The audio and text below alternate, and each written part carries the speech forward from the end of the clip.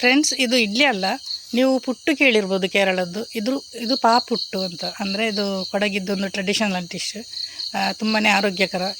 ಯಾಕಂದರೆ ಯಾವುದೇ ಬೇಳೆ ಇಲ್ಲ, ಈಸ್ಟ್, ಸೋಡಾ ಏನಿಲ್ಲ, ತುಂಬಾ ಸುಲಭವಾಗಿ ಮಾಡ್ಬೋದು.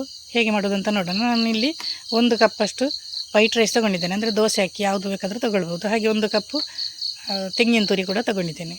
ತುಂಬ ಈಸಿಯಾಗಿ ಮಾಡ್ಬೋದು. ನಾವು ಈ ಅಕ್ಕಿಯನ್ನು ಸ್ವಲ್ಪ ನೀರೆಲ್ಲ ತೆಗೆದು ಅದನ್ನು ಒಣಗಿಸಿಟ್ಕೋಬೇಕು. ಆಮೇಲೆ ಅದನ್ನು ಈಗ ತರಿಯಾಗಿ ನೋಡಿ, ಇಡ್ಲಿ ರವೆ ಥರ ತರಿಯಾಗಿ ಗ್ರೈಂಡ್ ಮಾಡ್ಕೋಬೇಕು.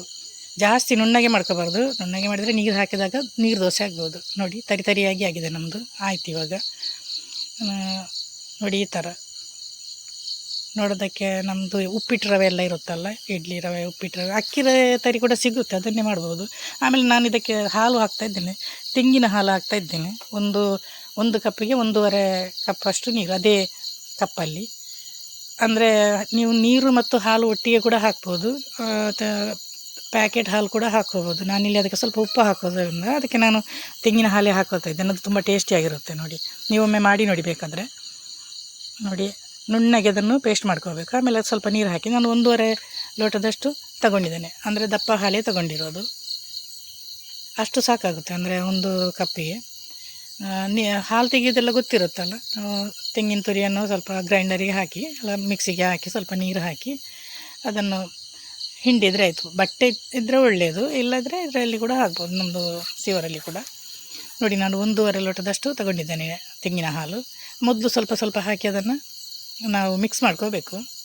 ಅಂದರೆ ಇದೇನು ಮಿಕ್ಸ್ ಆಗೋದಿಲ್ಲ, ಫುಲ್ಲು ಮಿಕ್ಸ್ ಆಗೋದಿಲ್ಲ. ಅದು ಅಡಿಯಲ್ಲಿ ಅದರದ್ದು ಹಿಟ್ಟು ಉಳಿಯುತ್ತೆ, ಹಾಗೆ ಉಳಿಬೇಕು. ಯಾಕಂದರೆ ಅದು ಉಳಿಯೋದಿದ್ದರೆ ಅದು ನೀರು ದೋಸೆ ಮಾಡ್ಬೋದು ಅಷ್ಟೇ. ನಾವು ಗ್ರೈಂಡ್ ಮಾಡುವಾಗ ಮಾತ್ರ ಹಾಗೆ ಮಾಡ್ಕೋಬೇಕು ಅದಷ್ಟೇ. ಅಂದರೆ ಜಾಸ್ತಿ ಗ್ರೈಂಡ್ ಮಾಡಬಾರ್ದು, ನುಣ್ಣಗೆ. 1.5 ಕಪ್ ಹಾಕಿದ್ದೇನೆ ನಾನು ಇವಾಗ. ನೋಡಿ, ಸ್ವಲ್ಪ ಕಡಿಮೆ ಆದರೂ ಪರವಾಗಿಲ್ಲ, ಏನಾಗೋದಿಲ್ಲ. ಅಂದರೆ ಅದು ಹಾಲು ಮಾತ್ರ ಸ್ವಲ್ಪ ಸಿಗಬೇಕು ನಮಗೆ ಅದಕ್ಕೆ ಪಾತ್ರೆಗೆ ಹಾಕುವಾಗ, ಅದಕ್ಕೋಸ್ಕರ. ನೋಡಿ, ಇವಾಗ ಆಯಿತು. ಸ್ವಲ್ಪ ಉಪ್ಪು ಹಾಕ್ಕೋಬೇಕು, ಹೆಚ್ಚು ಉಪ್ಪು ಹಾಕ್ಕೊಳ್ಳೋದು ಬೇಡ. ನಮಗೆ ಎಷ್ಟು ಅಂದಾಜು ಗೊತ್ತಿರುತ್ತಲ್ಲ, ಒಂದು ಇಡ್ಲಿಗೆಲ್ಲ ಹಾಕ್ತೇವೆ ನಾವು.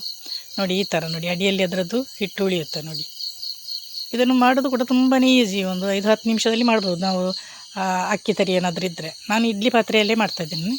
ನೀವು ಬೇಕಾದರೆ ತಟ್ಟೆಯಲ್ಲಿ, ಬಟ್ಟಲಲ್ಲಿ, ಯಾವುದರಲ್ಲಿ ಬೇಕಾದರೆ ಮಾಡ್ಬೋದು. ಇದರಲ್ಲಿ ಮಾಡಿದರೆ ಒಂಥರ ಶೇಪ್ ಚೆನ್ನಾಗಿರುತ್ತಲ್ಲ, ಅದಕ್ಕೆ ಸ್ವಲ್ಪ ಎಣ್ಣೆ ಹಚ್ಚಿ ನೋಡಿ, ಅದರದ್ದು ಅಡಿಯಿಂದ ನಾವು ಇದನ್ನೊಂದು 3 ಚಮಚದಷ್ಟು ಹಾಕ್ತಾಯಿದ್ದೀನಿ. ಆಮೇಲೆ 3 ಚಮಚದಷ್ಟು ಅದರ ತೆಂಗಿನ ಹಾಲು ಅದರಲ್ಲಿ ಇರುತ್ತಲ್ಲ, ಅದನ್ನೇ ಹಾಕ್ಕೊಳ್ಳೋದು.